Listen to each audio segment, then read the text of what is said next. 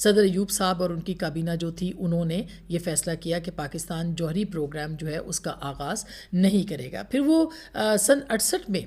جو صدر ایوب ہیں وہ فرانس کے دورے پر آتے ہیں، وہاں پہ ان کو جو ہے فرانسیسی صدر چارلس ڈی گال نے پاکستان کے جوہری پروسیسنگ پلانٹ کی تعمیر کی پیشکش کی، لیکن ایوب خان نے یہ پیشکش ٹھکرا دی۔ یعنی وہ ایوب خان جن کو کہ پاکستان کی ترقی اور پاکستان کے اندر جو ایک کہا جاتا ہے سبز انقلاب، اور جو ہمارے مطالعہ پاکستان کے اندر بچوں کو پڑھایا جاتا ہے کہ سب سے سنہری دور جو تھا وہ صدر ایوب کا تھا، وہ ہوگا سنہری دور، لیکن جو پاکستان کا سالڈ دفاع کا نظام تھا جو کہ ہندوستان جس پہ کام کر رہا تھا، وہ اس کے لیے پاکستان کو جو ہے وہ روک دیا گیا تھا۔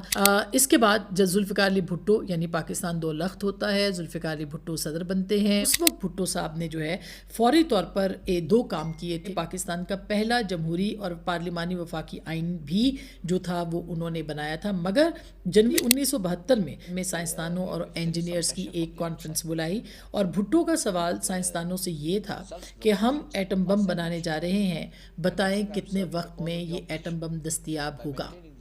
یہ وہ واحد سوال تھا جس نے کہ تمام سائنسدانوں کو چونکا دیا۔ 3 سال کی ڈیڈ لائن مقرر کی گئی اس کانفرنس کے اندر اور اس میٹنگ کے اندر، اور شکستہ قوم کے اس رہنما نے، جسے ذوالفقار علی بھٹو کہتے ہیں، قوم کے اعتماد کو واپس لانے کا پورا عزم کیا، اعادہ کیا، اور ایٹم بم بنانے کا کام پاکستان ایٹامک انرجی کمیشن کو سونپ دیا۔ امریکہ نے اسے قطعاً جو ہے وہ پسند نہیں کیا تھا، اور اسی زمانے میں امریکی وزیر خارجہ ہنری کسنجر جو ہیں انہوں نے کھلم کھلا ذوالفقار علی بھٹو کو دھمکی دی کہ اگر بھٹو نے ایٹمی ری پروسیسنگ پلانٹ کا جو منصوبہ ہے اس پر اصرار کیا تو وہ ان کو زندہ نہیں رہیں گے یا وہ نہیں رہیں گے۔ 1978 میں یہ محنت جو ہے وہ رنگ لاتی ہے پاکستان کے سائنسدانوں کی، اور 1982 تک پاکستان کے سائنسدان جو ہیں وہ 90% افزودگی کے قابل ہو جاتے ہیں۔